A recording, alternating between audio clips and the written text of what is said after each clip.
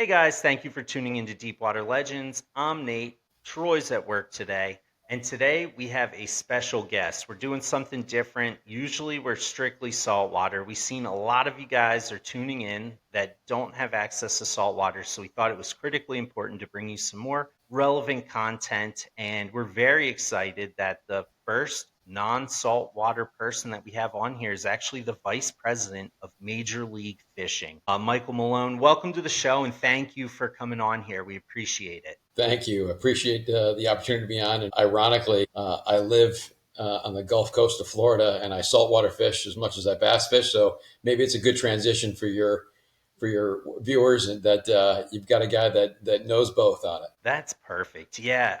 What you guys are doing in the industry is just incredible. I love tuning in on TV and social media and just seeing these pros out there. The format that you guys have is unmatched compared to anything else out there. And just basically just blows my mind how you guys are taking over the industry and really showcasing all of the positive and great stuff that's going on. And before we get into it, I have some questions. I'm not a bass fisherman. This is the first Sure. time, guys. I had a list of questions printed out. I'm interested in all kinds of fishing. I think it's important that we cover everything for you guys, and I just want to make sure I have my I's dotted and my T's crossed. For those that are new to Major League Fishing, can you give us a brief overview of what the MLF is and its core mission? Sure. Thank you for asking that, and appreciate everybody watching and listening. So we at Major League Fishing really now, as we are today, we're really a combination of two companies. Started really with an idea late 2010 or so, where three anglers, and two of them are legends of the, three of them are legends of the sport, but two of them have been are champions in their own right for being championship winners, being Gary Klein and Boyd Duckett. And Boyd's our CEO and president of the company. But they were actually fishing a specialty tournament that Gulf States Toyota was putting on, watching it and seeing what was going on, where they had uh, a bit of a live scoring opportunity. And it was a pretty cool format that they did, where they brought anglers from the former FLW and from Bassmaster together to fish in this tournament. And at the end of it, they noticed there was a live leaderboard. They said, you know what, we need to figure out how we can do this. And they went to a producer by the name of Jim Wilburn, and Jim owned a company called Wintercom, which is a division of the Outdoor Channel. Said, you know, we'd like to try to figure something out where we can get live scoring into fishing and make it fun to watch, because that's how every other sport is. That's how people watch sports, knowing what the score is. In doing so, Jim had his team put together in 6 months a program, and it's a proprietary app that we have called Score Tracker, where you basically can put in a score on your iPad app, and others can see it, and other officials can see it. And that was really the groundbreaking step that needed to be taken to figure out how do we make live scoring work. That with cameras on each of the boats, and then getting the anglers to come to a secret location where they would go and fish, so that if I'm on one side of the lake and you're on the other, and I'm leading you by 3 pounds, and then you catch a 4 pounder, your official will then put the weight of your fish into the app, and then that data will go to all the other officials, and then the officials on the other boats will say, hey, score tracker update. Nate just caught a 4 pounder. He now leads Michael by a pound. And that live reaction on camera, the fans seeing it, our TV talent seeing it when they're covering it, makes that compelling content that every other sport has. It's no different than watching the U.S. Open, and a guy's got a birdie opportunity, and another guy just got a birdie on a different hole, so he can't lay up. He's got to go ahead and go for it. It's those kind of decisions that we've made fishing fun to watch, and it's something that we do on the regular. Those events are on the Bass Pro Tour. That's our highest level of competition. This year we have 66 anglers fishing in the Bass Pro Tour. Next year we're going to cut it down to 51. But it's the highest payout in bass fishing. It's 150,000 in the winter. So next year with 51 anglers, huge payouts. Our championship is called Red Crest, and it's a 4-day tournament as well. So those are the highest level of tournaments. We also do some made-for-TV events. Actually, we now live stream them as well, starting in August of this year. It's called the Team Series. We do 4 of those. So that's one half of where Major League Fishing is from the catch, weigh, and release format of our tournaments. In 2019, after Major League Fishing started, we ended up You can call it buying, but it really felt like a merger of FLW, which was really did a great job of doing more grassroots, and then the FLW Tour and the FLW Cup Championship. They did an amazing job of doing tournaments over 20 years, and people remember those old Red Man tournaments from back in the day, and they facilitated those. Prior was called Operation Bass, and with that, it was a blending of the two company cultures, and it has been just an amazing experience. So when we are out there and as a part of it, we have the team that is combined together with the data, the TV, the technology, and then the tournament information and experience and customer service that we've had for going on 30 plus years of tournament fishing. So really a combination of two different companies that came together and made really a strong force together that leads professional bass fishing. That's incredible. What initially drew you to the world of professional bass fishing? I'm sure it didn't just happen overnight. I'm pretty fortunate. I grew up in the Adirondacks, and but the first fish that I remember and caught, and that's actually my dad got a picture of it. We were in the North Carolina mountains at my aunt's lake mountain house, and literally on a cane pole, and I've got a picture of catching my first little brim. But I grew up smallmouth fishing upstate New York. I was actually in the event business and hospitality and hotels and tourism offices. And long story short, worked my way and got to ESPN in '05 and started with the Great Outdoor Games, which a lot of people call it the Lumberjack Olympics. Is all the lumberjack games and the dog jumping and the dog courses. Skeet shooting was a part of it. But at the time, Bassmaster was a division of ESPN, and I made the transition there and worked for Bassmaster for 13 years. And then when Major League Fishing went from being just this made for TV program to then being a league in 2018. So as I mentioned before, that format of a catch, weigh, and release format was just a made for TV program, but it happened to be the number one show on the Outdoor Channel. And the anglers liked it, and they wanted to make a change in the industry. And both anglers from Bassmaster and FLW came together and said, we want something more, and we want Major League Fishing to put it together. So that was the advent of the Bass Pro Tour in late 2018. And I started with Major League Fishing then when the league started. First or second person hired that started things up. The TV component was there. Obviously, but they were doing TV programs before, and the tournament side of it. So I joined on the event side, and kind of as you've been in the industry for a while, you do a lot of different things. I've done sponsorship and media, marketing and PR, but now more so on the business development side, and really introducing our brand now to new companies and bringing new companies into it. A lot of non-endemics obviously want to find out and reach our fans because our fans are so passionate and loyal, and because of our reach, being on the Discovery Channel, being on CBS Network and the Outdoor Channel, we reach a very broad audience. So when potential sponsors and companies want to say, hey, why would we want to sponsor fishing? They see that our anglers, they're much more affluent than they think they first thought. They have a lot more disposable income.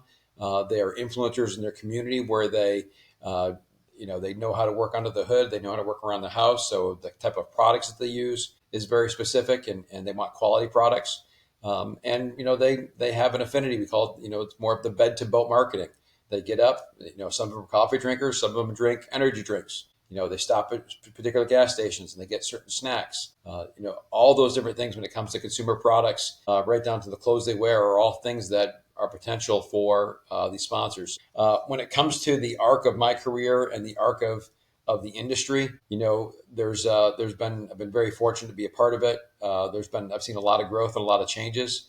And we've got some great things coming up with Major League Fishing in the weeks and months ahead. Some announcements we'll have at ICAST that will be a lot of fun. That's awesome. Yeah, I'm sure your demographics are similar to ours. When we look at the algorithms, it's mostly men aged 35 to 65, people that are boat owners or looking to be boat owners, fishermen, and shout out to you guys. We love you. And it's just a great audience. They're really supportive overall, and we love our listeners and our viewers and really appreciate them. And please like and subscribe to us as well as the MLF. These guys are bringing tremendous content. So during your time at the MLF, what do you think is the most significant milestone or milestones that you've reached? Yeah, I think the big thing is the technology that started it, and the use of the catch, weigh, and release format.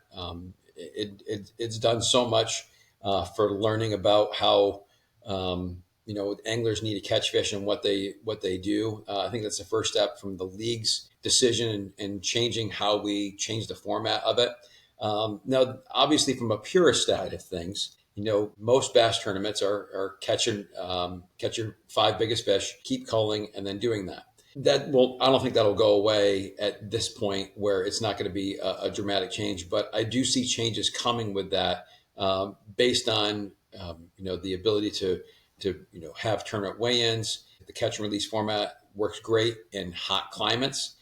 So if we had a fish, in Middle America in July, we're not gonna lose any fish in the live well because it's too hot. We're gonna release them instantly. So when you think about that, and for the average angler, from where I live, I've got west is that way, and the Gulf of Mexico is 3 miles, and a half a mile this way is Lake Tarpon, a 2,000 acre lake right here. And there's a Tuesday night tournament that happens, and as I watch the weights on the Facebook page, the weights go down in the summertime, and obviously it's going to happen in Florida. But if they use a catch and release format, there may be more fish catches, and there may be more scoring as a part of it. So I think as we grow as a company, and more people lean into the catch, weigh, and release format, I think that'll be the big thing for as to what we've done and how that's going to grow in the future. The other thing too, though, that's a big topic in the fishing industry, is the forward-facing sonar, where it has made such a game changer for it. What we've Same done with as the a company, OmniScan offshore. Like, I mean, those things yeah, are incredible. it is. However, it takes some of the competition out of it, and once you figure out how to use it, it is a game changer. Our play, as we have for the Bass Pro Tour, is that there are 3 periods, 2.5 hours long. Anglers can decide which one of the 3 periods they could utilize forward-facing sonar, and then we have basically a lockbox where they can't use it, and we cover up the transducer, and you can't utilize it. On the Tackle Warehouse Invitationals, which is our what I would call our AAA level and our qualifying level to get to the Bass Pro Tour, we have those are 3-day tournaments, and it's day on where they can use it, day off they can't, and then day on again. So by doing that, that satisfies a lot of the angler needs of keeping the playing field. I wouldn't say fair, but I would say making sure that all styles of fishing are represented. There are still some tournaments where the guys don't even use forward-facing sonar at all because where the fish are and where they're positioned during the tournament. So from that standpoint, we were the first to make a decision when it came to how we could utilize forward-facing sonar, and it's shown on our numbers. Our numbers are up dramatically when it comes to our live stream and our social media impressions. So with that, we could tell that the fans like the decisions we made, and I think that's part of the big things of what we're doing at Major League Fishing is that we're listening. We want to know what the anglers want to know. We want to know what the fans want to know and what want to see, because they want to see good content. They want to make it fun to watch. They don't want to look at guys looking at a screen all day. So there's that balance that needs to happen of you want to have good competition, you want to get them to catch fish, but you also, want to make it fun to watch for the fans because if the I fans aren't also there, think that it's a huge relatability factor as well. You have yeah, so many fishermen out there that don't have forward facing sonar, and seeing guys going out there and just doing it the old fashioned way, per se, catching fish is exciting. It's like, it is. hey, this isn't just a sport where we have to have tens of thousands of dollars dumped into screens and stuff. This is something that we can go out there and still be competitive and do the same stuff. And it's a Absolutely. really awesome thing that you guys are doing. And I love the catch and release format. That definitely helps with the fish mortality. I also like in the events where they are keeping fish, I see companies are coming out with ways to chill your live wells and stuff like that. So it is Yeah. driving innovation that way as well. And it's just great to see innovation in the fishing industry in general, Mhm. and seeing it progress, because we all want this sport to grow. We want people to get involved, and we want this to be around for generations, because as participation drops off. We fear, at least us here at Deepwater Legends, fear that like your right to really be able to go out there and catch these fish and enjoy the sport is going to get stripped away piece by piece, and by keeping the involvement of the younger generation and everyone involved really keeps it right in the forefront and makes sure that this is around for a long time. Mhm. How would you describe the current landscape of professional bass fishing, and what are the biggest trends you're seeing? I think the landscape of professional bass fishing is right now. I think it's one of those places where people might think it's in a lull, but I think it's in a very big growth area right now. You grow in the valleys. It doesn't matter what you're talking about. And I think there's a valley right now when it comes to the economy that people just really are taking stock. They're worried about tariffs. The companies are worried about tariffs. So I'm not saying anything that's out of school. We know what's going on. Everybody's talking about it. But I think this is a great growth opportunity for our sport and for people to get involved in our sport because of what we're doing at Major League Fishing from our technology and from our reach to new fans. So I think this is a great entry point for new anglers, new sponsors to get involved because we see there's so much change going on, and we're listening and we're making some changes to go ahead and really react appropriately and try to be proactive on what the anglers want. So there will always be division in any sport. I watch all different kinds of sport, and this past weekend I was watching the U.S. Open, and there were guys from Live Golf that were golfing with the PGA guys.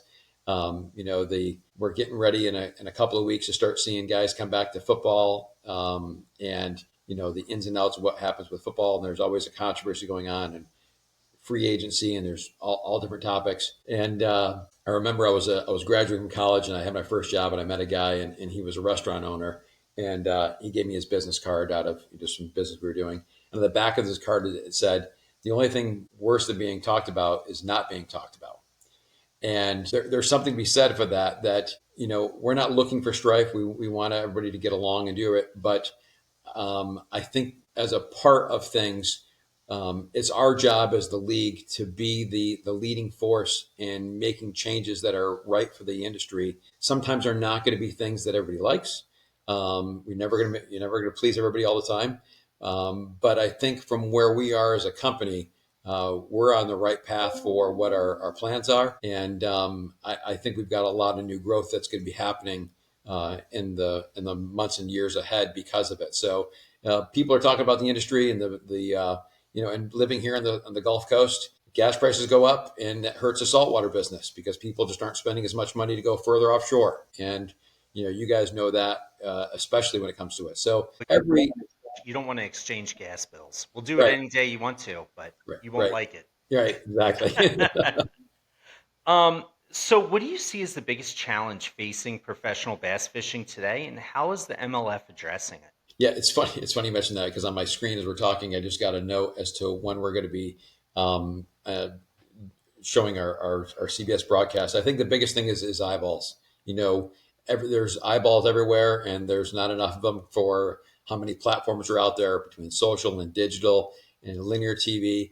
And the main thing is getting our product in front of as many people as possible.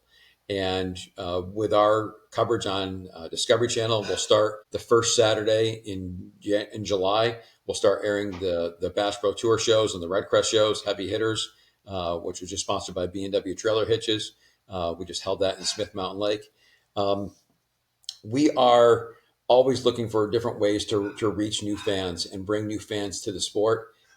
Obviously, from our format of being a compelling format, that does a really great job of it because it's fun to watch. So I think that's the biggest challenge of the sport is if we can continue to bring and continue to grow as we have, over the past 7 years of the Bass Pro Tour and continue to do our work, bringing new anglers to the sport, and as these college and high school kids are coming up, that they are continuing to fish with us all through the Phoenix BFLs, the Bass Fishing Leagues, the Toyota Series, the Taco Warehouse Invitationals, and as they aspire to be anglers in the Bass Pro Tour.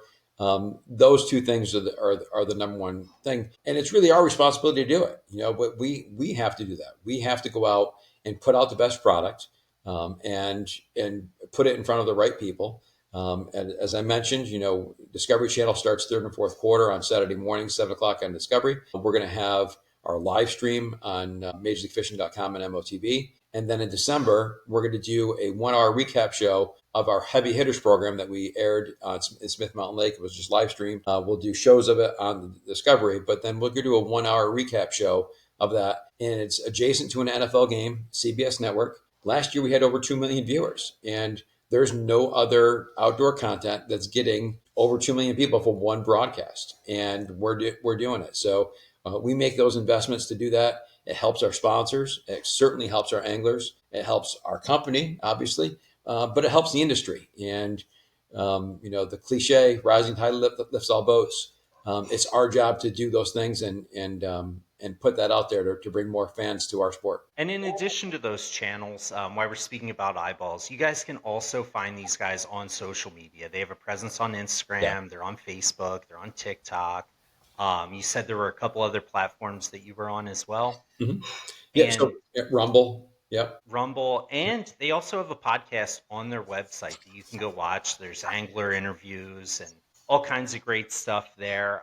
We really just suggest that you guys get involved in fishing. There's so much great stuff going on. There's so many great people behind it. And if you can't be out there fishing yourself due to weather or work or something like that, there's other opportunities to listen to it. Like, you got to live about it. Yeah. Like, we live the fishing life. Like, if I'm not actually fishing, I'm rigging fishing lines, or I'm listening to fishing, or I'm researching fishing, or being a weatherman to plan my next trip. And Mhm. all of that stuff goes into honing your craft, because you never know when you're going to find that aha moment or that one trick that you didn't know before, and it's going to change the game for you, and you're going to fall back in love with it or fall more in love with it, and it's going to be excellent. With you mentioning sponsors, I'll give you an opportunity to shout out a couple of your sponsors if you would like. Yeah. uh, Thank you. Yeah, no and problem. if I'll go back to TV though, but as I mentioned, we're a division of the Outdoor Channel, which is part of Cronky Sports, and the Rams, the Nuggets, the Avalanche, Arsenal Soccer, all part of our sister companies. But the Outdoor Channel and the Outdoor Sportsman's Group, and all the different great outdoor publications, Game and Fish, Florida Sportsman down here, just to name a few that we are a part of in the family. And we now have a Game and Fish Fast channel that fans can go and see.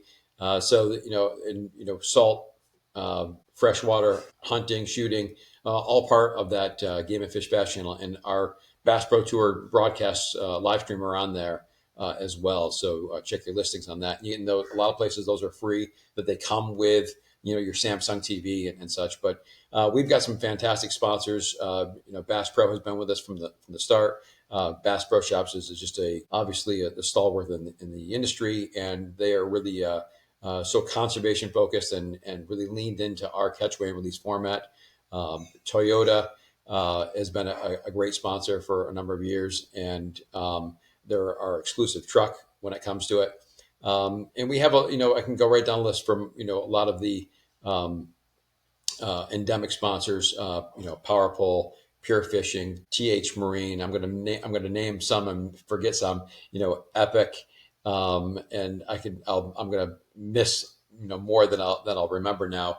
But the other part that I do want to note is that we do have a lot of non-endemics that are sponsors of us, because they want to reach us. So when it comes to Ferguson Plumbing Supply, Wix Air Filters, O'Reilly Auto Parts, just name a couple that Kubota, that are not traditional fishing fans, because they don't sell hooks and tackle, but they want to reach our guys. So just naming a few, but you'll see them all on MajorLeagueFishing.com and see all of our sponsors. And do you have any dream sponsors that you're not currently working with that you're like, hey, reach out to Absolutely. me? Absolutely. And they've heard me. They've heard from us. So we don't leave any stones unturned. But that's part of it. We want to introduce them, because once they see who our demographic is and they realize, oh, we should be talking to you. That's part of it, and getting them to be a part of the sport and introducing them to it. So yeah, that's what we're doing, is going out there and trying to find the new ones and introducing them to the sport. And then even our English too. Our English turned into ambassadors for them. So it continues with a ripple effect. And remember, sponsors, we have the same demographics. Shoot me an email. Exactly. And Nice. shout out to Outdoor Network. We need a show. Um, So, We know a guy. We can help you out. So oh, just gotta. perfect. Just let me know. We film, edit. We have boats. They don't need to do any of the stuff. We can just produce and send it over their way. So back to it. What are the biggest opportunities for growth in the sport that you're seeing? First thing with the youth, we're seeing a huge push in the high school and college movement with so many high school and college kids that are boys and girls who are participating in the sport. And from that point, we like to call them, being, with the fish on the line and not online. Getting outside and doing that. And I think when it comes to it, when you talk about kids playing football or travel ball and the expenses that go to it, the barriers for entry really aren't that bad considering some of the other sports that have to happen to get to it. So if, kids go in a boat or dad's got a boat, and then they go out fishing. That is something that's really important for the growth of the sport, is getting those kids involved at an early age. What we've also seen in that, though, is sponsors wanting to get involved with that because they know if they can get a kid to be sponsored, and I say a kid, 18 to 22, and it's a particular bait company, well, then they're going to be sponsored with them and they're going to stay with them for a long time. And especially if those student athletes become successful, then they've got somebody in their family that's good. So we're seeing a more sponsorship go to that level because they want to reach them as potential growth opportunities for their own brand.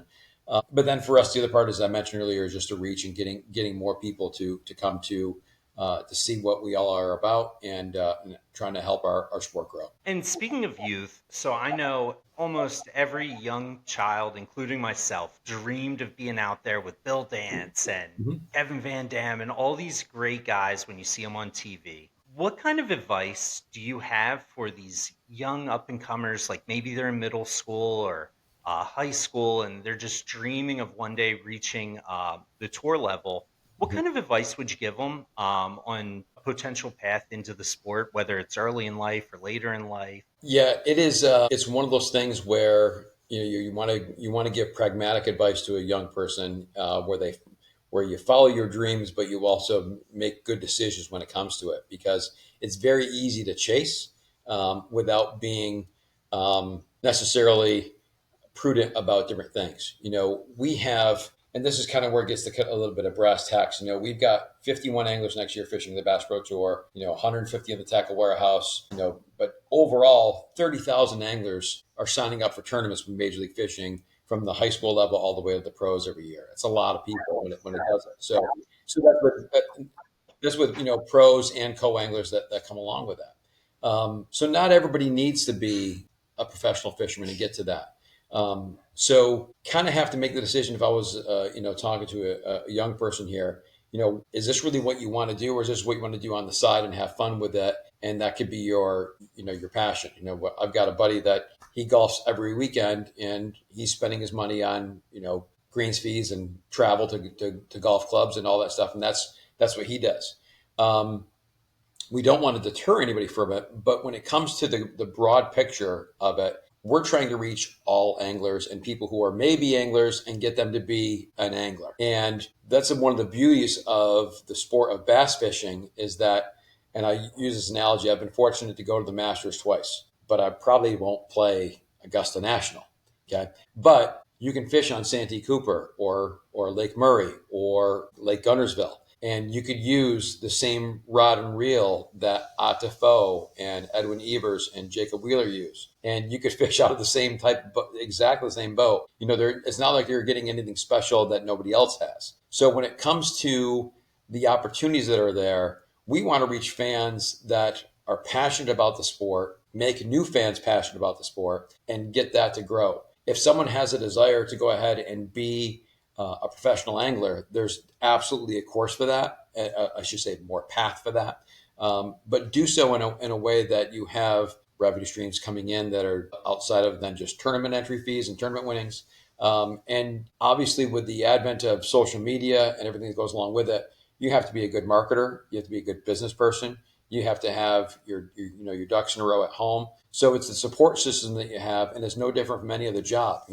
Who's in your corner fighting for you? Do you have family? Do you have a spouse that cares for you that can help you take care of things while you're out on the road doing that? Do you have a good accountant? A lot of people just don't even think of those things. I'm just going to go on fish a tournament. It doesn't work like that. There's a lot more that goes into it. And conversely, from the saltwater side, people who are out saltwater fishing and they have a $750,000 offshore boat and they're going 150 miles off. They've already made it. They've already succeeded and able to afford that. Like And entry fees to the White Marlin Open this year are like 150 grand to go all in. yeah, that's lunch money for these guys. So when it comes to that's it's the opposite effect of it is that people have already achieved success on the personal side and their passion is fishing and they're going to go ahead and do that because they want the competition. So if you're going to be a bass angler and look to do that, make sure that all of your other ducks are in a row when it comes to that. So that would be the kind of advice I would give is get as many good people in your corner and have all those other business things that you would do just like any other job, because it's a job. It is a job. It's not just, well, I'm going to go and fish. This is your job, and you have to have all the other backings to make it right. And aim high, kids, and practice your butt off. One of the things that me as an angler, I hear all the time, I'm sure Michael does as well, is you hear the people that are like, oh, if only I had the boat and the electronics, I could do that too. There is so much skill and effort that goes into fishing. You Mhm. have to be a weatherman. You have to be an electronics expert. You have to be a boat mechanic. You have to be a rod and reel repair center. You have to know how to rig baits. You have to know if fish aren't biting that day, why aren't they biting? If they're not where you think they're at, why aren't they there and where are they? Mhm. If you do find the fish, that doesn't mean that you get the fish. It's so easy to look at like a day of fishing on TV or somewhere else, and you see a guy come back with like a small limit of fish, and you're like, oh, I could have totally beat that. But on that same day, a normal person would probably be skunked because it's just crazy to have a guy that'll get 50 pounds one day and 17 pounds the next day and then just be like, oh, well, I could beat that 17 pounds. It's like, hey, you got to reflect back. Yesterday you came in with some slammers. Yeah, like you said, And it's the practice and knowing that. And these pros are the best at it. So oh, you yeah. have to be all those things. And we actually say, half of professional fishing is in the garage. Yes. It's working on your tackle, it's working on your boat, it's working on all the other things that you need to do. So, what you see on the water and on a camera is just a fraction of the time it takes to put into it. Absolutely. And I think bass fishing in America is by far the largest amount of fishermen. I believe when I looked at the numbers, it was around 3 million.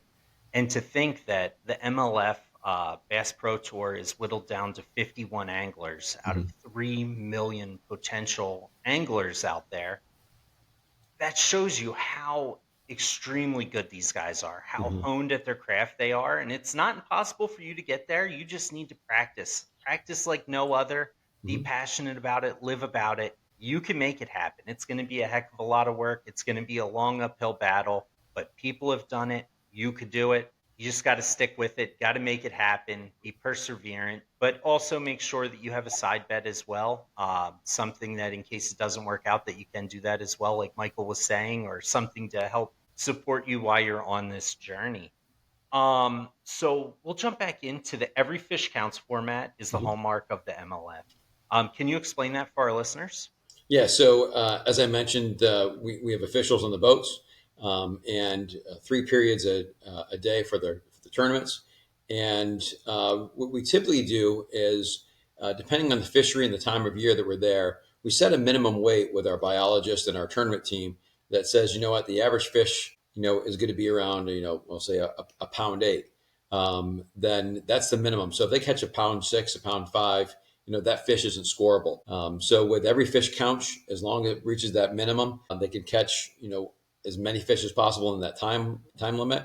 And by doing the minimum, it helps when they find a school. Because then it's like, well, I found a school, but they're not all of big size. Our first year of the Bass Pro Tour, we did not have a minimum, and there were times where guys caught on schools, and they're catching a pound and a quarter fish, but one after another, and it took a bit away from it, but they found them, so that was the game, and they already played with the same rules from that. So not taking anything away from anybody who won in those tournaments because everybody had the same format. But I think by doing that, every fish counts with a minimum weight, just raises the bar even one step further when it comes to it. So by doing that, we have tournaments that anglers will win the day by catching 70, 80, 90, even over 100 pounds of fish in one day, that meet the minimum. We've had some tournaments that go to 2.5 pounds. Even with our heavy hitters tournament, which we just did, there's a 3 pound minimum on our championship day. By making that minimum, it makes a big difference. And then for the Bass Pro Tour, the first 2 days are a combined weight. We cut the field to 20. The leader after 2 days goes to the championship round automatically. So 19 guys fish on day three. And we zero the weights on day three because obviously we're cutting the field, and then we zero the weights on day four. So it's 2 days and then one day when it comes to it. So you don't get a 4-day aggregate of, he caught 100 pounds, but it's not a 5 fish limit either.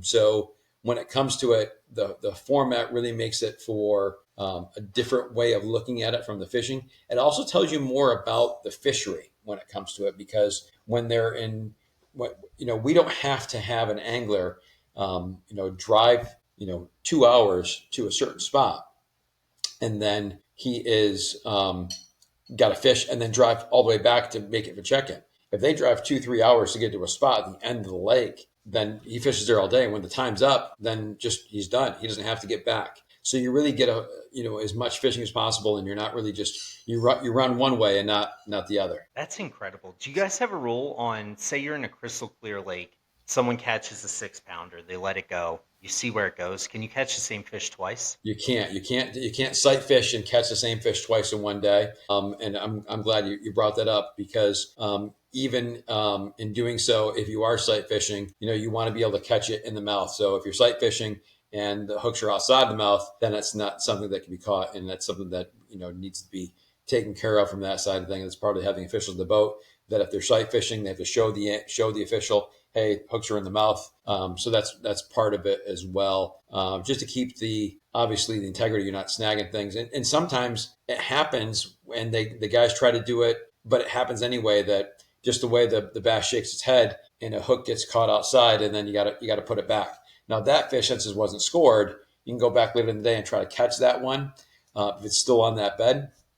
But in successive days, you can go back the next day, but not the same day. And for your officials, is that like a volunteer? Is that something that our listeners could potentially volunteer with the MLF and Yeah, get on yeah, the boat? And are yeah. there other volunteer opportunities that these guys can do to get involved with the sport? Yeah, you can call just go to majorleaguefishing.com and link us there, or call our office. And we have a process every year of bringing in new officials. We do get some regional officials in different places. We used to bring them all from one place and bring them there. But it's a volunteer position. And actually, if for people who have an affinity for the sport, a lot of these guys are anglers themselves, and they live in a certain area, and they might be a marshal or an official for us. What's great for them is that they learn what these pros do. We obviously have them do a lot of training in advance as to what the rules are, so they need to know the rules of the game. But candidly, we give them pretty good swag back. I mean, it's a pretty good swag bag that our sponsors step up for the table and put together. So I've been in the room prior to a registration, and I've seen custom knives from Bubba, which is our scale sponsor. I've seen rods and reels, hats and shirts, tackle. So it's a lot of work. You're out in the elements. You're getting your butt kicked if they're going for a long run, and you're going to catch some waves. But it's incredibly rewarding that you're working on a professional sport. You are seeing how the pros do it.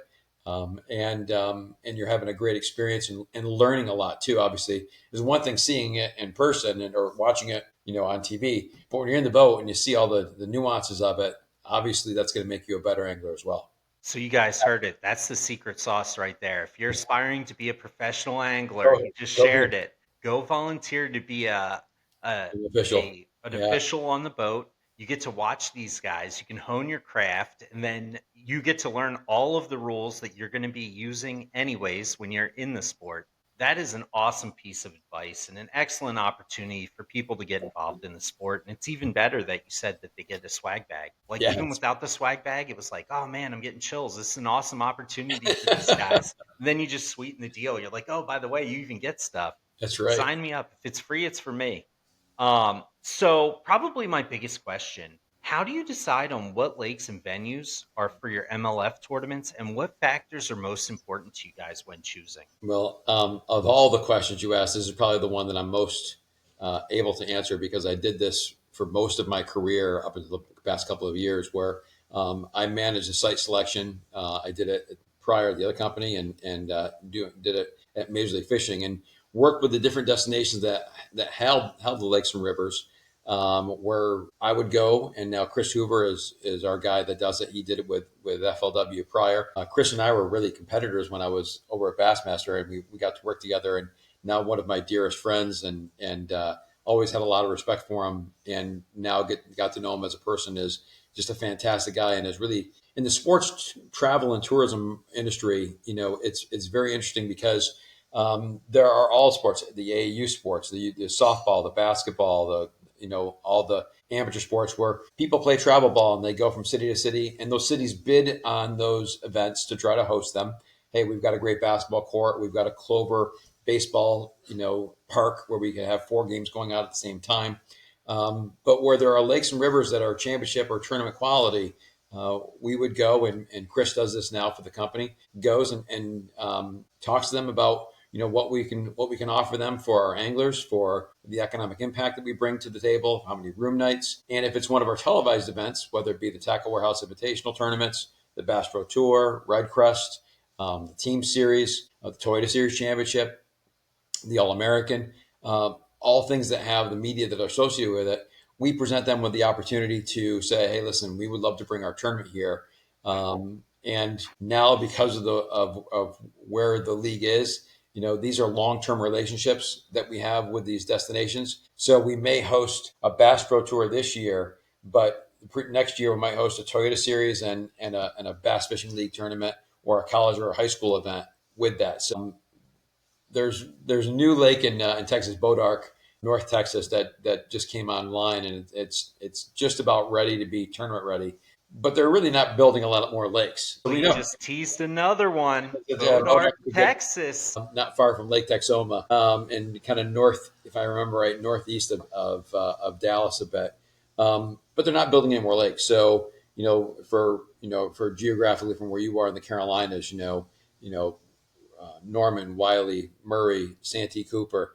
We did events because of our format and size. We did events on Jordan, Sharon Harris, and Falls out of Raleigh, which normally can't host big tournaments because of their size, but because of our format and catch, weigh, and release in the smaller field, we can go to some destinations that have smaller fisheries, that we can highlight that otherwise couldn't host a large professional tournament. So with that, we've been able to reach new places, bring our tournaments to new destinations, new fans, and of course grow the sport. That's our end goal is to do that. So been working with destinations for a long time. I used to be on the city side, years ago before I got into the fishing world, where I would bring events to the destinations. And so that's how that works, is that we work with those destinations that actually bid on those tournaments. If you've never personally fished Lake Jocassee, I highly recommend it. Yeah, I've heard of that. Oh, Yeah, it's crystal clear water, tons yeah, of fish. yeah. Um, so is this something that you also work with like DNR with and the city as well to find out like, hey, what are the populations of fish here? How is this potentially going to affect it? With catch and release, it's not really as big of a deal, I'm certain, because the fish are going immediately right back to exactly where they're living. It is, but it has to be healthy, and so we do keep track of what's going on. We follow what other local tournaments are happening. We get tips. Hey, this one's fishing really good right now. You might want to take a look at some of the local Tuesday nighters. But first and foremost, we try to look around to see if there are any other tournaments that are already booked at the time, so we don't book on top of another one. We want to talk to DNR, make sure our permits are done, and or the Corps of Engineers, if it's a Corps of Engineer lake that requires a permit. Sometimes even when we're doing that, we need a film permit if we're filming it. So that's different with that. but we have strong relationships with DNR and Fish and Wildlife throughout the country, whether it's for our catch and release format or our traditional five fish format, to make sure that we are in compliance. I live in Florida, and there is a permit that the anglers have to have for each of them if they're going to technically, once they put on the live well, they're harvesting the bass from that standpoint, even though we release them. So we our tournament team manages that, and each of the different bass fishing league, the 1 day tournament organizers or tournament directors, they do that as well. So it happens from every level of our tournaments. Now, do you guys pre-work deals with like DNR where it's like, hey, maybe we'll do the boat checks ahead of time before they leave, and boat checks again when they come back to avoid like excessive time burning during the tournament time?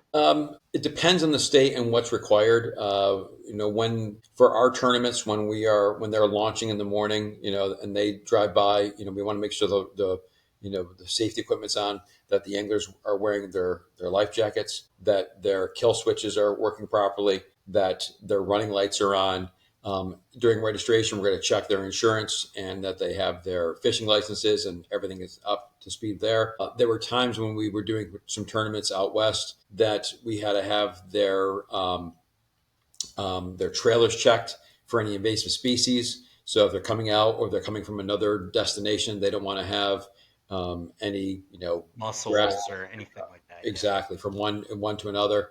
So we work with whatever the requirements are, but typically it's pretty easy, and we don't really have to do anything outside of what I mentioned. I know a couple years ago we were trolling. It was like 8 a.m., 100 miles offshore, and we got pulled over by the Coast Guard. Thank goodness it wasn't a tournament. We didn't have any violations, but it's like right during prime fishing hours. We're 100 miles offshore. Yeah. Like, what are you doing? Well, that's actually, living in Florida, our governor just changed. I think it starts the 1st of July, if I'm correct on it. But, just the random boat checks in Florida were done quite often, but there was no probable cause for that. And they realized that just because you're out in the water doesn't mean that you should have probable cause of stopping somebody because we want to just check your safety on. And that's no longer going to be allowed in Florida for that. That there has to be some kind of reason why they might be stopped. So from a saltwater perspective, obviously very interesting when it comes to it.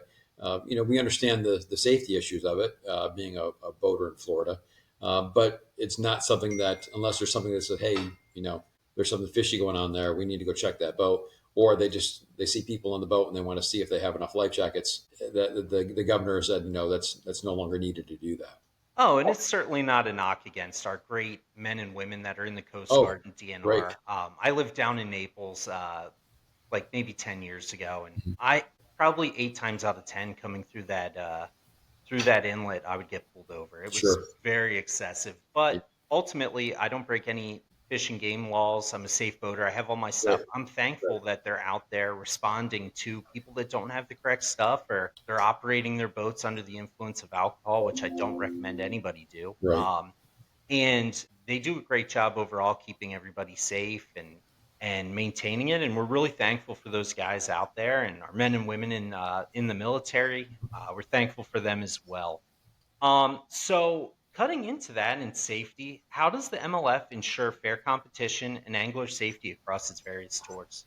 Yeah, from a tournament perspective, the big thing for us is communication and making sure that the rules that we have are obviously followed and communicated well by each tournament director. It's easy to go ahead and point to what happens on the Bass Pro Tour because that's the most visible one. People see what happens if there's a rules violation. We've had people call up during the live stream and try to call her up and say, "Hey, I saw that guy just do something," and it happens with the NFL. Like, that was pass interference. It's like, we have that. But with the lion's share of our tournaments happening at the amateur and qualifying level, it's imperative that communication is key. That people have a good understanding as to what the rules are, and safety is the first priority when it comes to it. So that's basically what we do, is making sure that our tournament directors go over those things during the tournament registration. People sign off on it. We check, obviously, their safety equipment when it comes to it, making sure they've got their life jackets on when they're leaving and so forth. But when there are times during the Bass Pro Tour where, and we're full disclosure about this, that we do have truth verification systems, that just to double check. And most of the time when that's done, it's really nothing that is questioning anything nefarious. It's just kind of seeing, hey, did you get any information that you shouldn't have gotten? And is there something that you found out that isn't? The longer that we've had that process, the less there has been. Because if someone's at a gas station filling up, and some guy says, "Hey, guess what, man? There's a red house over there, and I'm throwing a worm by it," and they stop talking. I can't hear it. Don't tell me about it. And it's a big thing that the anglers get ahead of from that side, and they'll self-report. They'll call the term director, say, "Hey, this guy just gave me some information. I wasn't solicited. This is what it is," and then everything's clear from that. So that's what you hear about, because these are the highest level. But the important ones are, they're all important, but the ones that happen more so is that we've got 170 other tournaments going on, where there are everyday anglers. And if someone's spending their hard-earned money to go out and fish a one-day, BFL tournament, Bass Fishing League tournament sponsored by Phoenix Boats, they want to know that our tournament team is on the up and up and we're on top of things. We've had some of the same tournament directors for 15, 20 years that are fishing, and they do an amazing job. But it's a really hard job because they're new anglers coming in and out. Got to make sure everybody knows what's going on. We got to, taking care of the scales, keeping the fish alive with fish care, and keeping the operation running right. So I think the longevity of FLW prior, and then with the merger with Major League Fishing, really shows how great of a team that we have on our tournament team, that they put out a good product. Because at the end of the day, we feel like we're in the service industry. We're providing a service, and there's a tournament platform. We're providing a service to our sponsors because we want to give them a platform to reach our fans. And we're providing a service to our fans that we want to put out good content and show them what we're doing, so we can bring more people to the sport. And there's certainly lie detector tests and different kinds of things across all aspects of fishing as well, even in the saltwater fishing. But it's very welcomed because it gives anglers the opportunity to, if they did witness something, they could challenge a call or something, because it ultimately is a lot of hardworking men and women putting their money in to do these Yeah. tournaments. You want to keep them as fair and even as possible. And with the safety aspect, one thing I have to give my hat off to you is every time I see on TV beautiful drone shots of all the boats leaving, if it's in like a creek or a tight estuary, they're all in a perfect line. No one's trying to cut around someone. Like, not only you guys as the MLF, but your anglers as well are absolute professionals, not only in catching the fish, but on the water. Every interaction between them is better than the last. Like, Mm-hmm. it's funny, it's entertaining, it's non-conflict, and you guys really put on such a great program. Your Thank you. athletes, your staff, and everyone is just excellent. I'm excited to see where it goes. What initiatives does the MLF have in place for angler development, especially for up and coming talent? Yeah, we are continuing to pour into our high school and college. We obviously know that that's going to be a big thing for the future. The other part of it is really understanding the needs of these guys that are fishing the one day Phoenix Bass Fishing League tournaments, and that's just the hardcore angler that they're out there doing that. So it's understanding what their needs are. That could mean something as simple as going to different lakes that draw better than others, because that's going to help participation and get them to want to fish with us. It can mean different times of years that we're going there. And it's just endless of what the different options could be for that. But in understanding what their needs are and trying to fulfill those as best we can, and doing what's right for our business, obviously, at the same time, that's really kind of the balancing act that every business has to do. And we have a very different challenge opportunity when it comes to it. When you talk about different professional sports, that we actually have the amateur component with us as well in the qualifying side of things, versus college and pro football and major league and minor league baseball, or in junior tennis, and the pros, or the Corn Ferry Tour and the PGA and Live. So we have everything under one umbrella. So we have to try to manage that effectively. But that's the first part. The second part is really just staying ahead of the curve when it comes to technology, and providing those different changes and resources, where we're doing the things that we need to do that's best for the sport. And it may not be something that's necessarily always the popular thing to do, as we've learned. It wasn't popular when we did catch, weigh, and release, and every fish counts. But the sport really wasn't growing. We weren't bringing anybody new in. We didn't have anything new that was happening. And by bringing this format in that was different, and being, for lack of a better word, a disruptor in the sport, it raised the bar for everybody. It's like, okay, then maybe this tournament trail that's a Tuesday nighter needs to do a better job of doing this because of their competition, or they what, and it got people thinking. It may not even be anything that we're doing specifically that translates to what this tournament over here is doing, but it just gets people talking about, all right, well, what can we be doing better for that? So as I mentioned earlier, there's a responsibility that we have to do the best work we can.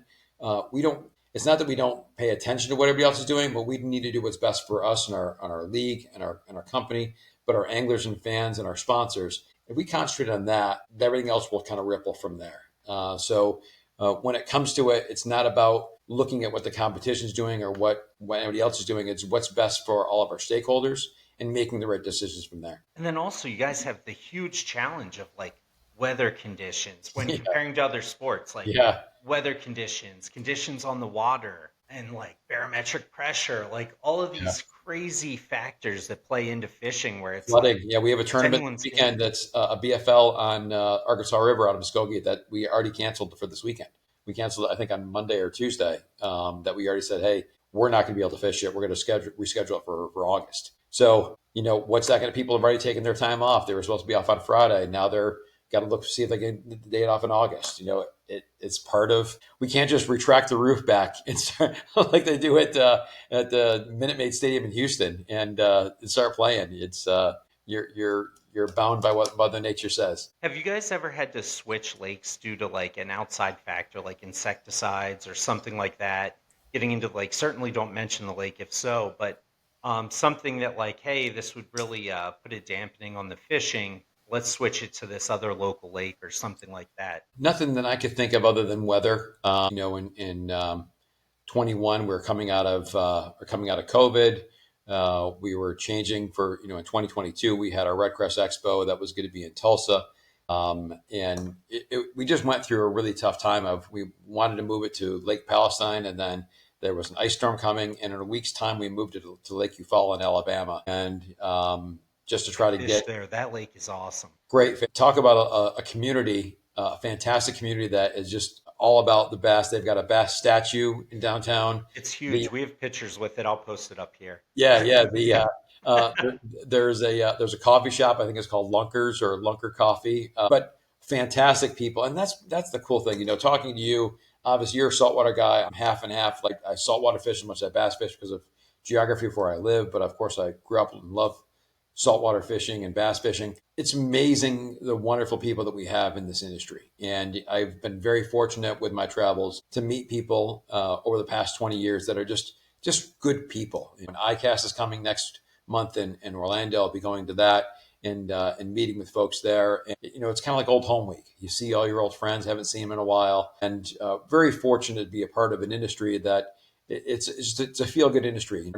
We try not to take it too seriously of what we're doing when it comes to the challenges and some of the controversies of things, because at the end of the day, we're bringing people to our sport that has a passion for what we have a passion for, that their dad or mom or grandfather took them fishing as a kid, and now they've got the bug and they want to do it forever. And now they're passing it on to their children or grandchildren, and keeping that going is important to our I think our American culture, and making this something special to be a part of. And that's exactly why we do this whole podcast and everything is we got tired of seeing people getting beat down on social media from asking basic questions like, "Hey, I'm taking my kid fishing. How can I do it?" And people are like, "That's a stupid question or wrong advice." And we always felt important to answer those to help them because not everyone's as fortunate to get out as often as us. And then starting the podcast had two missions: get people better at fishing and fishing more often and get people fishing that Yeah. aren't fishing, but then also to highlight all the innovation that's going into the sport, whether it's a small company that came from a fisherman that had an idea to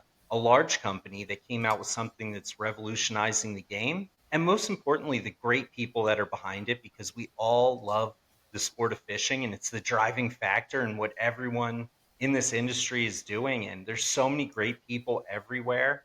And it's easy to just look at like a company as a company, but not to realize the humanity behind it and be like, hey, oh, that's a call that they made. It may not be a popular call, but then after listening to the podcast, it's like, oh, well, actually, like you met with biologists and found out that like fish mortality is a huge issue, and they're Right. keeping my local lake better because the fish population is going to thrive and succeed after the tournament. Now I'm not mad because I fish that lake all the time. Like Right. I'm not in the MLF. I may Right. fish the lake. Why would I want like more fish mortality or any of the decisions that you guys make? And it's just important to us to bring industry professionals like you in here and explain this stuff to people. And I think it goes a long way.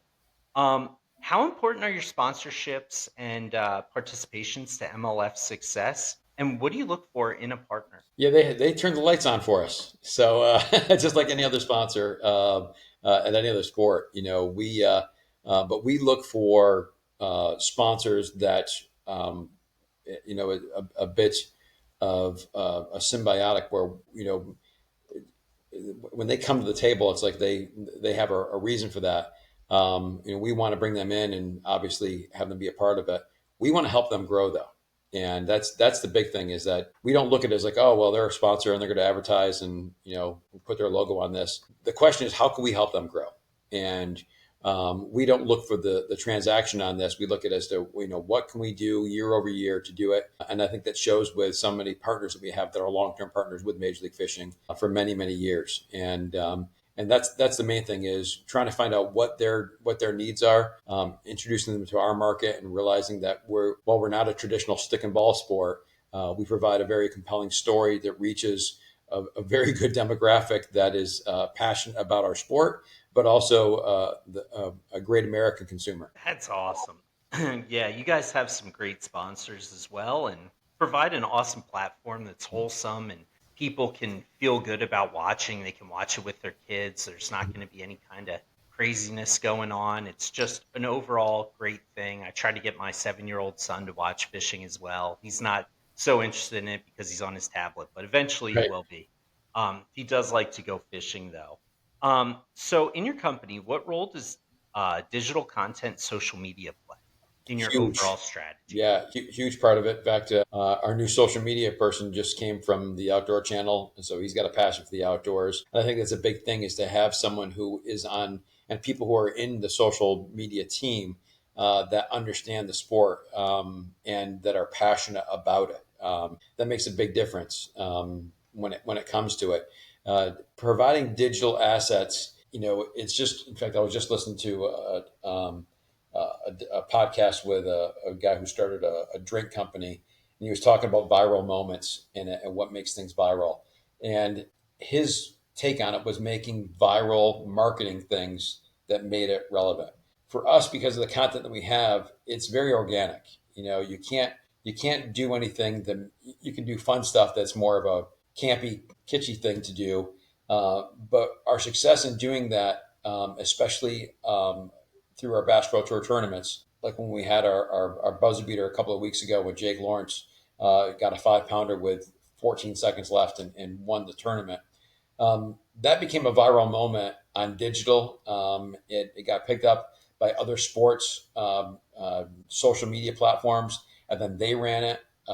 Those are the things that are important from our side of things to get out fast. And I think that's the other part of it from digital. It's not just about the content, but it's about the speed.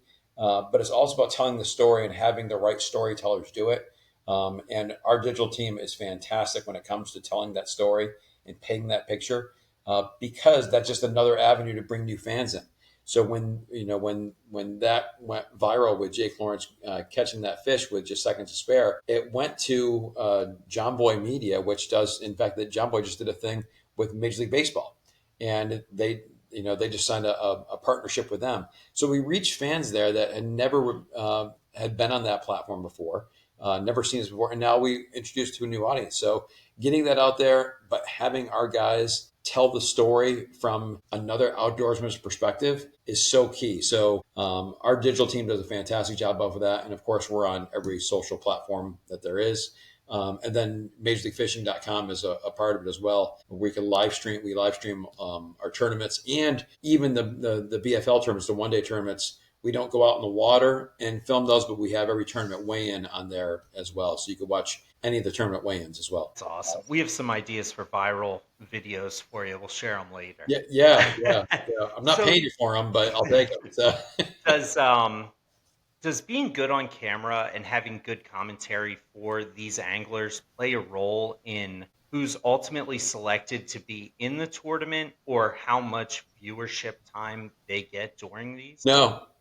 Can you catch fish? Because if we've got TV talent that's on there, so when we're talking about the live stream, if a guy's on fish and he's quiet, we're just not getting them talking. But we're going to have our TV talent there talking about it.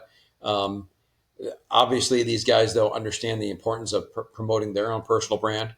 They are wearing their own jerseys, their own sponsors that are on there, with the exception of the Team Series and Heavy Hitters, which are our sponsors. But they understand the importance of it.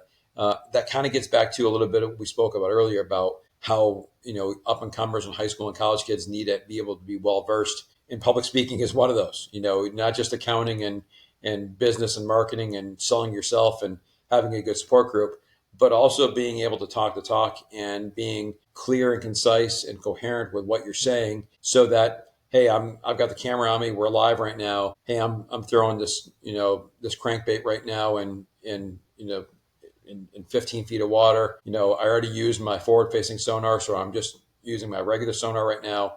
I'm catching a few of them, but I think I might have to move and go to a new spot right now. And boom, got it. Okay, we got it. And it keeps going. And then as he's catching them, oh, got one. Here we go. Bringing it in, talking to him while I was bringing it in.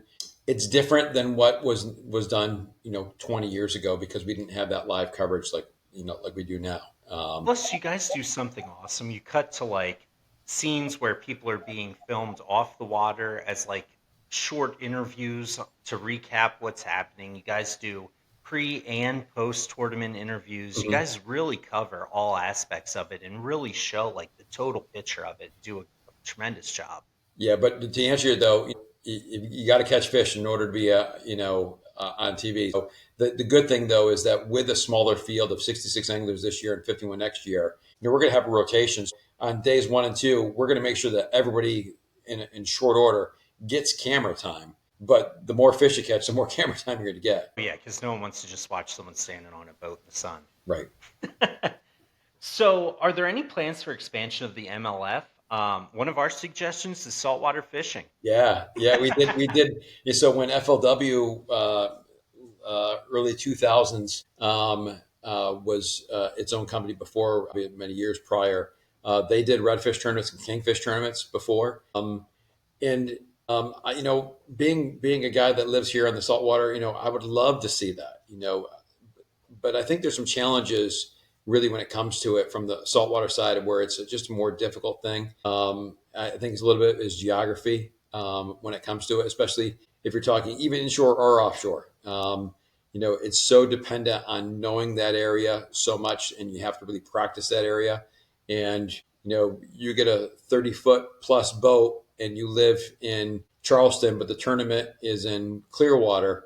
That's a long haul to go practice, and do that. So I think some of the challenges with saltwater fishing are a little bit different. I think offshore saltwater fishing actually has a little bit better opportunity for more tournament structures when it comes to it because of it.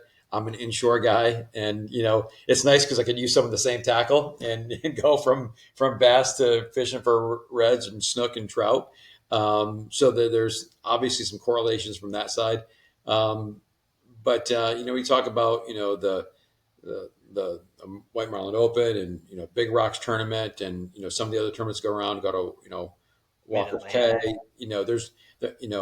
There's a lot of different publications that own tournaments. I think those will stick around. I think those will be a part of it. I don't foresee us getting into that at this point. Part of one of the smart things that our leadership continues to do is stick to our core. We know what we do right, and we want to keep doing it. But so I think that's part of what we need to do from our business side of things. However, we have had others come in from other sports We have done some saltwater content with some of our anglers, some fly fishing content with some of our anglers of what their interests are, and some hunting content, of what they do in their off season. So it's all those things, but it's more content based and not tournament based. So, looking 5 to 10 years down the road, what's your ultimate vision for Major League Fishing? Yeah, I think the expansion of our reach to a wider audience and seeing us reach more fans. That the Bass Pro Tour continues to grow in its prominence. That anglers continue to want to fish with us, and that's all directly a result of us putting out a good product.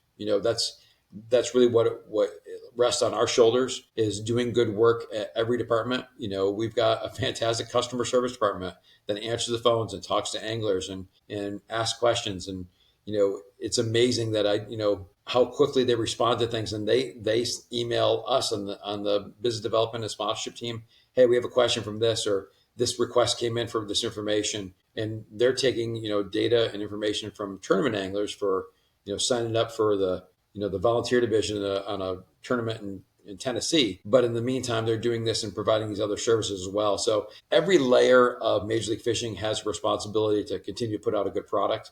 And I think, with that, we'll continue to see, the growth we've had over the past 7 years as we've merged into one company and moving on to the future. But how we manage the growth is just as important as doing new things and doing them well. So, is there anything that you wish more people knew about the MLF? Yeah, I think the biggest thing is the live stream and watching it, because once people watch it and they see it, because everybody has seen a fishing show. It's just, oh, I watch fishing. I watch Bill Dance. Bill Dance is great. It's edited. He's funny. He's been doing it for 100 years. We watched all different kinds of fishing shows, and all different tournament shows that are on. It's different watching our live stream, and I invite all my friends to watch it whenever we've got something going on. I send it up, hey, go ahead and watch it. And then once they watch it, like, dude, that was cool. Like, I can see it's right there. What the score is right there. And we're cutting from one to another. We have a whole production team. Everybody's working just like you would watch when you watch Monday Night Football, and they cut to the control room and the guys at the desk working. Really proud of everybody that works on our team, that puts the production on. So to answer that one specific question, if there's one thing, I think once they see the live stream, that's kind of the gatekeeper to see all the other great things that we're doing. And where's the best place for them to find the live stream? So the best and easiest is really on MajorLeagueFishing.com, because you can go to the MLF app and see that. MOTV is the app that you can get off your Roku, your Amazon Fire Stick, or your other TVs. It is a paid service to have MOTV, but if you click on it and just log in and make a login, you can see the MLF live stream complimentary. That's complimentary on there. To get the other content, it is paid for that. The Fast Channel, the Game and Fish Fast Channel, or the Rumble app, all free to watch. So That's incredible. yeah, That's really awesome that you guys are doing that yeah, for free, so yeah. more people There can will be watch some it. more ways to be free, that will be free in the future. So keep following us, because uh, no cat's out of the bag yet, but there'll be more ways in the future. We're excited to see what you guys release at ICAST this year. That'll be great. Yes, Um, you're gonna want to. Yeah, fans are gonna want to see that. oh yeah, for sure. That's coming up in 2 weeks now, I believe, right? Gosh, it is 3 weeks. Yeah, Oh yeah, I'm yeah, sure you guys have a load yeah, of work ahead of you before yeah. that. We do. So what's been the most rewarding aspect of your role as the vice president of the MLF? Uh, I'm one of a handful of VPs, and we've got a staff and team there, and it's similar to what I said earlier about people in the industry. I just work with really nice people, and it's one of those things where it's like, yeah, we're coworkers, but I want to hang out with them outside of work. It's a great place to work. They're wonderful people to work with, and for and on behalf of. We're a great team, and I'll give this example. When Major League Fishing merged with FLW in 2019, I had never been to the FLW office before, and flew there in Benton, Kentucky, and went up there and just kind of walked around, and just walking around the office. And there's all the old posters from some of their old partners, and they had a time they had a relationship with like Kellogg's and Energizer Duracell, I think maybe it was. And then, National Guard. And so you see all these old jerseys, the heavy jerseys the guys were wearing, with scenes from the Forest Wood Cup trophies and tournaments. And one of them was from one of our current anglers, Brent Taylor, who I'm fortunate enough to call a friend. And I texted him and I took a picture and sent it to him. And I said, "Guess where I am?" And he says, he says, "You're visiting my family."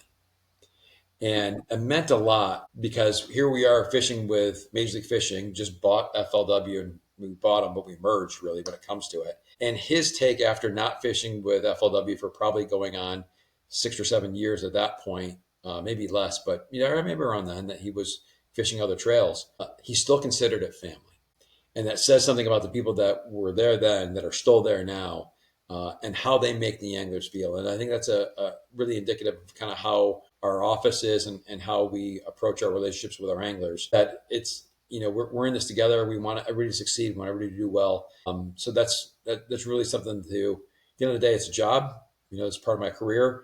And as people know, if you work at a good place, it makes the tough days a little bit easier, because you got people to work with like that. And if you've idolized one angler, either past or present, more than others, I'm sure there's a bunch. Yeah. Who would it be? So I've been, even in my past jobs, I've been very fortunate to meet a lot of famous people, over the years, from politicians to celebrities. So I rarely get starstruck, even when I meet, really famous people. I just don't really get starstruck. It just for whatever reason.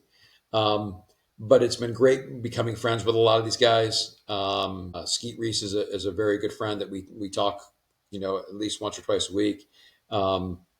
Or text, send funny memes. Brent, Edwin Evers, knowing that I could pick up the phone and call, Kevin Van Dam and say, "Hey, we've got this. Can you this? Can we help this person out?" Even though he's retired and he's doing the Kevin Van Dam Experience on the Outdoor Channel, great show that he's now producing. So the relationship with these guys, that they're tangible. That we just had our tournament in Kentucky Lake 2 weeks ago, and Jacob Wheeler won that tournament. He's won 9 tournaments, and he stayed until about 7 o'clock at night, and he didn't leave until every kid got an autograph signed.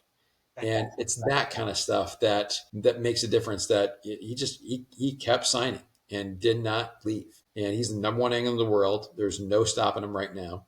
There are some fantastic anglers that give him a run for his money, but the guy is on fire, and he's not showing any signs of slowing down. And he makes time for the fans. And I can say that about really all of our guys on MLF, that making time for the fans and doing that. It's been great knowing these guys, and looking forward to helping them grow their own personal brands as well. I would say mine would have to be Bill Dance, Fish Fishburne, Kevin Van Dam. All of those guys are just excellent. Now, I mean, everyone in the sport is incredible. And if any of you guys ever want to come on the show, we're happy to have you. We'd love to have you. Reach out to me at deepwaterlegends@gmail.com. So wrapping this up, is there any message that you want to give out to your fans or prospective fans? You can touch on where they can reach your content at, and if you want to touch on your sponsors one last time, and then we'll close it out. Yeah, so go to majorleaguefishing.com for really the base of all of our content, and then starting this July, the first Saturday in July on the Discovery Channel, watching our Bass Pro Tour shows that will be on there. We're always on the Outdoor Channel with our shows from the Team Series, and then re-airs of the previous year. Really interesting that the Team Series shows are the number one show on the network, and the re-air. So we'll air these Bass Pro Tour shows, the Discovery Channel, starting in July, and then next year we'll air the the 2025 shows. They're the number 3 show on the network. So our content is our team just does an amazing job of coverage and producing and editing these shows to do that. But go to majorleaguefishing.com and you'll get all the content that you need from there, and see everything we have. We're on, of course, Instagram and Facebook, Major League Fishing Official, and Major League Fishing 5, which is on there for the amateur and qualifying tournaments. But man, thank you. This has been fantastic. Really appreciate you taking the time. I'm sorry we didn't talk enough saltwater. I'd be happy to, we could do that.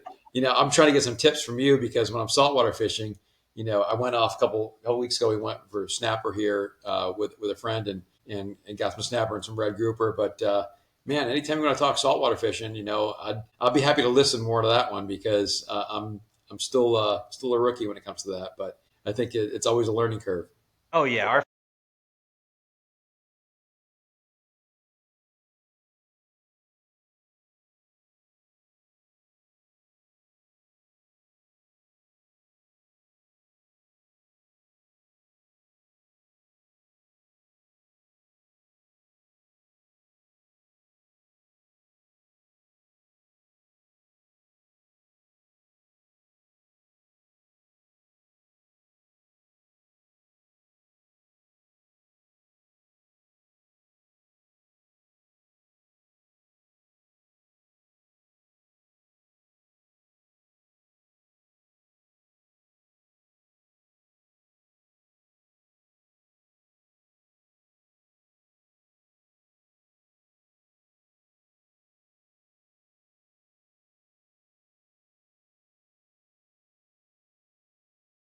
Yeah. knows.